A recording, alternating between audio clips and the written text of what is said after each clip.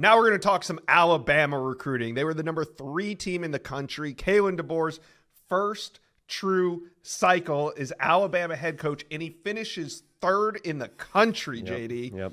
And he made some noise. I mean, from East Coast to West Coast, Alabama was involved, and they hit their stride over the summer, which I thought was interesting because in the day and age of recruits coming on the On3 Recruits channel to make their decision or setting a specific date where they announce from their auditorium in front of 550 students, like these guys visited Alabama and just went home and said, I'm ready to commit. You had Jackson Lloyd do that. You had Dijon Lee. You had Michael Carroll. You had a lot of these guys throughout the summer that something struck them to where, hey, I just want to get this over with and end it, and Alabama finishes with the top 3 class. And that was the question I think all of us had when Keelon DeBoer got the job. Like, put us all back in that spot where we hear that they're hiring him from Washington. Everyone's asking, whoa, okay, did that thing at Washington, that's great, but you're in the SEC now. You're going to be in Tuscaloosa, Alabama, where the standards are as high as they are in college football. Can he recruit? We all know he can coach ball. Can he recruit? His first cycle, top 3, I think he can recruit just fine. And there's a lot of criticism of, well, can he recruit the South? Sure. You're bringing these Washington guys in. Can he recruit the South? Yeah, he can recruit the South, but he can also still recruit California and Florida. And they went into Jersey. They went into Texas. They did a phenomenal job of recruiting coast to coast. Now we're going to break it down and talk about some of these impact players. Obviously, one of the biggest names on the board was Keelon Russell, the quarterback from Houston, Texas, or from Duncanville, Texas, flips his commitment from SMU to Alabama. Steve Wiltfong, we follow this recruitment from the early period where SMU really thought they were going to hold on to him until the end when he flipped to Alabama. Talk about Keelon Russell just as a prospect. Talk about his rise in this cycle. Well, he's the Gatorade National Player of the Year, threw for 4,177 yards as a senior and 55 touchdowns. He also brings some dual threat ability, and he continued to get better each season from junior film to seeing him at the Elite 11 finals in the summer, to then seeing him on the field as a summer. You continue to see growth as a passer. He got stronger. His ability to see the field, make quick decisions, be accurate with the football. Obviously, he had some great playmakers around him, like the number 1 receiver in the country, DeCorian Moore. But he's a hell of a maestro, and he's uber competitive. That's what led him to Alabama. He committed to SMU early before his recruitment blew up. Chose SMU over Baylor, TCU, and some other regional programs. Keelon DeBoer and this Alabama staff, they get to Tuscaloosa. They have to get prepared for spring ball and winter workouts. They got to hit the portal. They got to finish up that previous recruiting cycle. But in the spring, they went out and saw a bunch of quarterbacks. Keelon Russell was the guy that they fell in love with the most at Duncanville. Nick Sheridan and company offered him a scholarship. They got him on an official visit in June and closed the deal. In between that, look, a lot of these recruits, we talked about a lot of these recruits taking NIL money and that being the difference in a recruitment. I think that in this case, he took less money to go to Alabama on the front end, banking on himself, hitting big on the back end, playing in the biggest games in college football, having a chance to win the Heisman Trophy at Alabama, having a chance to play with and against some of the best athletes in college football, seeing what Keelon DeBoer and those guys did with Michael Penix at Washington. They were annually a top 5 offense in the country under Coach DeBoer, top 5 scoring offense, top 5 passing offense.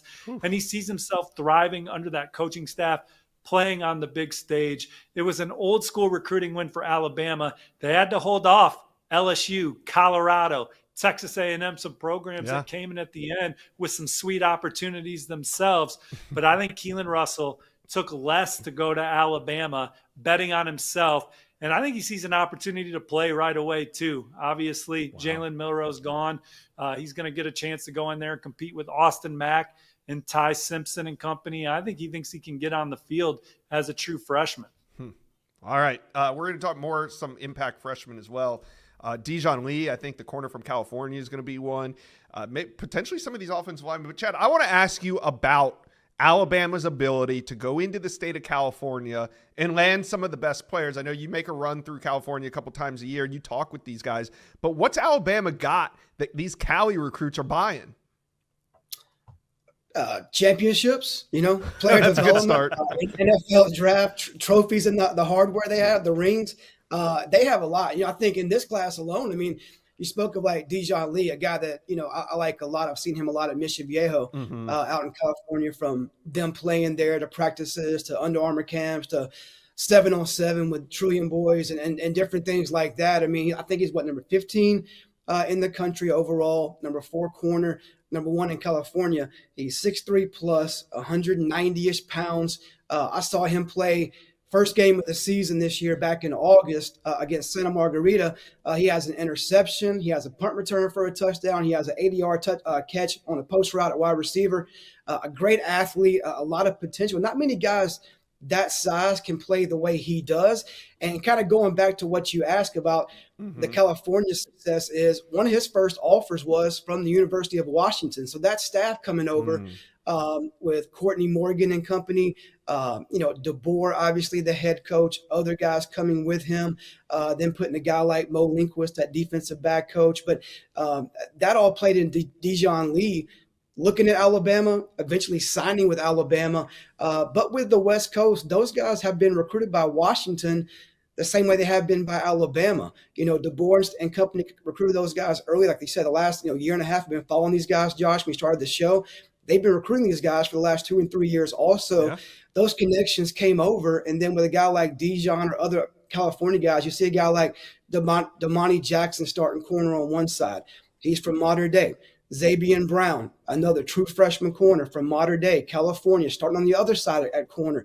You've had a guy like Bryce Young come from there and have success. So, look, Bama's a national brand. They're bringing a staff from the West Coast. Those things combined help them have success in California.